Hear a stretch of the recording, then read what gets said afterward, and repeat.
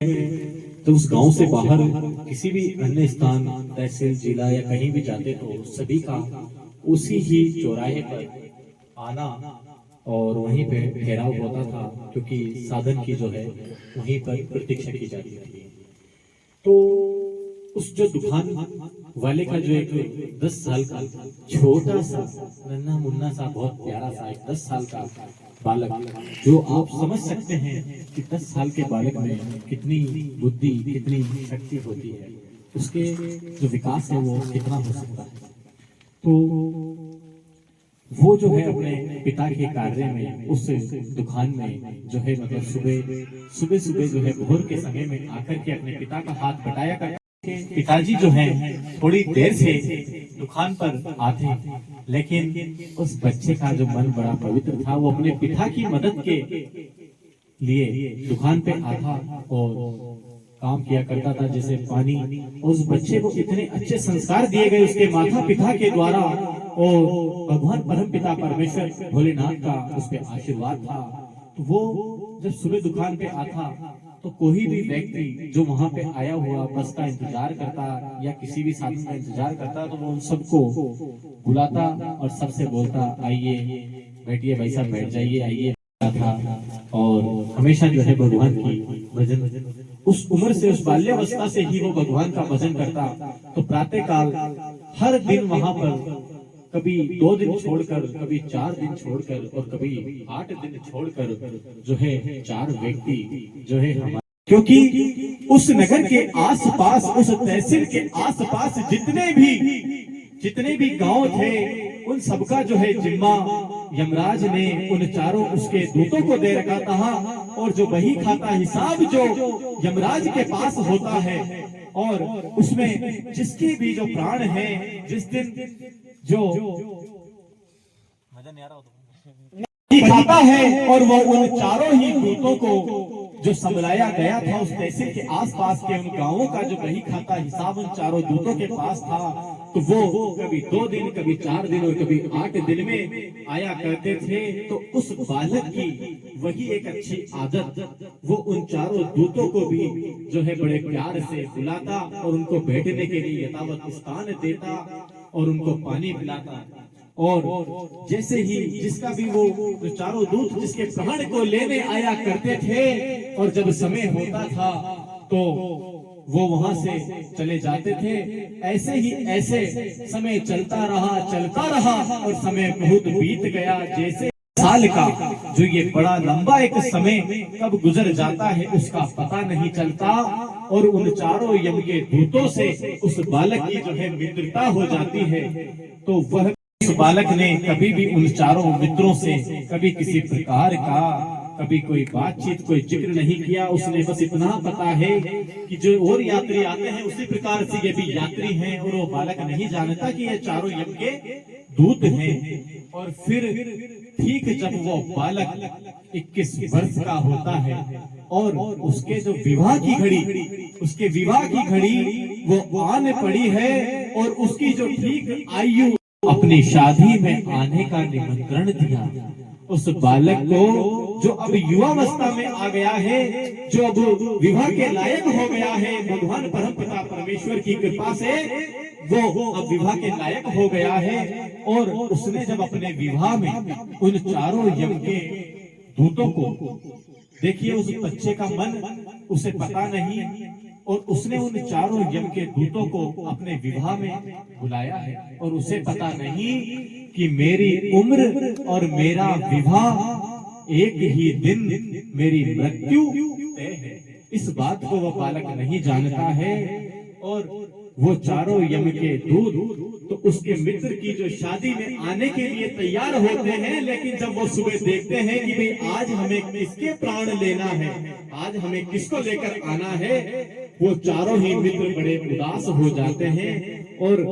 इधर तो आज इस बालक का विवाह हुआ है, और शाम के टाइम ही जब वो चारों यम के दूत उसके विवाह में पधारे, तो उसने जो है बड़ी आओ भगत करी और उन चारों यम के दूतों से कहता है, आओ मित्रों आओ,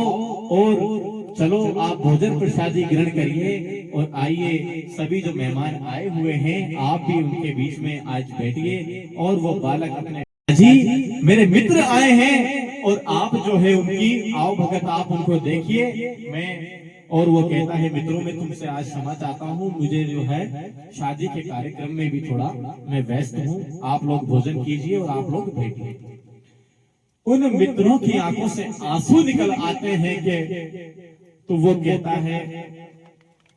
कि मित्रों आज तो बड़ी खुशी का दिन है, आज मेरा विवाह है और आज तुम इस घड़ी पे आंसू क्यों बहा रहे हो। वो कहते हैं मित्र आज की वैता जिसका हम कैसे बखान करें इसका। और इधर जब वो रूम में जाते हैं तो उधर उसकी पत्नी जो है अपने पति के लिए एक भोजन की थाली लेकर के आती है। इतने में ही घड़ी में ठीक 12 बज जाते हैं और उसकी जो प्राण अवधि है और जो उसकी मृत्यु का जो समय है वो ठीक 12 बजे उसके विवाह के दिन होता है। और उसका जो मित्र वो जो यम का दूत जो है एकदम बिल्कुल जो है काला सर्प बनकर जो उसके रूम में प्रवेश करता है और वो उसके सामने आता है तो वो जो 21 वर्ष का जो युवा है जो दूल्हा बना हुआ है जिसने अभी अपने बदन से दूल्हे की जो पोशाक है जो वस्त्र है वो भी नहीं बदले और वो कहता है आओ मित्र आओ, ये तुम्हारा कर्म है, ये तुम्हारा कर्म है और तुम्हें जो है मेरे प्राण लेने हैं, ये तुम्हारा कर्म है, इसमें तुम्हें किसी प्रकार का संदेह नहीं करना। और अब इस जो कार्य को जो तुम करने आए हो इसमें क्यों विलंब कर रहे हो, आओ और मेरे प्राण ले लो। इसी समय ये बात इधर होती है और जो है उसके पहले ही जब उसने अपनी पत्नी को बताया कि देखो आज जो है मेरी मृत्यु का समय भी आज ठीक 12 बजे है, उसने जब उधर रसोई घर में जो वो भोजन की थाल सजाई है अपने पति को भोजन कराने के लिए, लेकिन उसी समय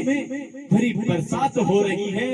और किसी अस्पताल में किसी महिला ने एक छोटे से जो है एक बच्चे को जन्म दिया और उस औरत के पति नहीं है, उस औरत के पति नहीं है, वो अपने पिता के घर रहती है जिसका पति मर चुका है और उसके जो पिता ने अस्पताल में उसकी जो है डिलीवरी जो हम कहते हैं आज के समय में जो हम डिलीवरी कहते हैं, तो उसने जो उस छोटे से बालक को जन्म दिया और उसकी जो उस बालक को जन्म देने वाली जो स्त्री है वो बड़ी भूख से व्याकुल होकर तड़प रही है। उसका पिता जो है उसको चिल्लाते हुए कि कोई मुझे खाना दो, मुझे कोई कुछ खाने का दे दो, मुझे कोई खाने का दे दो, लेकिन उसका पिता इतना समर्थ नहीं कि वो उसे कुछ खाने का लाके दे। लेकिन उधर जब ये आवाज उस नवविवाहिता के कानों में पड़ती है, उस भोजन की सजी हुई थाल को वो उस वृद्ध व्यक्ति को दे देती है और जब वो भोजन उस वृद्ध व्यक्ति को देकर जैसे ही वो उस स्त्री के पास पहुंचता है और वो स्त्री उस भोजन को करती है जिसने भी नवजात शिशु को जन्म दिया है, और जब वो भोजन वो ग्रहण करती है तो परम पिता परमेश्वर भगवान भोलेनाथ दयानिधि की जो कृपा होती है उस छोटे से बालक को वो स्त्री जिसने जन्म दिया उसका दूध वो बालक पी करके वो बड़ा होगा। और इस धर्म के कार्य को जब उसने उसको अन्न दिया उस भूखी उस अवस्था में तड़पती हुई को जब भोजन मिला तो भगवान परम पिता परमेश्वर की अनुकृपा होती है और उस बालक पर जो है उसकी उम्र 21 वर्ष से बढ़ाकर मेरे परम पिता परमेश्वर मेरे भोलेनाथ मेरे खोकागढ़ सरकार जो है उसकी उम्र 70 वर्ष कर देते हैं। और इधर जो है काल सर्प उसको डसता है, लेकिन वो बालक मुस्कुरा रहा है और वो बड़ा मुस्कुरा रहा है और वो कहता है कि जिसको मैं एक बार डस लूं, मैं काल सर्प जिसको एक बार डस लूं वो पानी नहीं मांगता। और तू मुस्कुरा कैसे रहा है, तू मुस्कुरा कैसे रहा है। और चारों यम के दूत वहां आते हैं और वो उनका वही खाता जब बार बार करते हैं और देखते हैं कि तेरी मृत्यु तो आज की ही लिखी है, तो उन्हों को बड़ा आश्चर्य होता है और वो भागे भागे जो है यमराज के पास जाते हैं। और यमराज जो उनके जो दूसरी जो बुक है जिसमें देखते हैं कि इस बालक की मृत्यु 21 वर्ष लिखी है, लेकिन ऐसा कैसे हो गया। यमराज भागे भागे परम पिता परमेश्वर सृष्टि को बनाने वाले हर एक जीव जंतु पेड़ पौधे फूल पत्ती कीड़े मकोड़े पहाड़ी पत्थर कंकड़ हर चीज में जो बसने वाले मेरे भगवान भोलेनाथ हैं, उनके पास यमराज आता है और कहता है कि परम पिता परमेश्वर त्रिनेत्रधारी निर्गुणाकारी निर्विकार साकार हमें बताइए, इस बालक को जो है मेरे दूत लेने गए लेकिन इसकी मृत्यु कैसे नहीं हुई। तब इस कथा का जो है भगवान भोलेनाथ जो है यमराज को कहते हैं कि इस खाते में बही खाते में 21 से हटाकर 70 वर्ष लिख दीजिए। और उसकी पत्नी के द्वारा किया गया धर्म कार्य जो उसने जो अन्नदान किया है, इस कारण ही मैंने इसकी नवविवाहिता जिसने अभी तक अपने पति को पूर्ण रूप से अपनाया भी नहीं है, लेकिन उसने उसके हिस्से का जो भोजन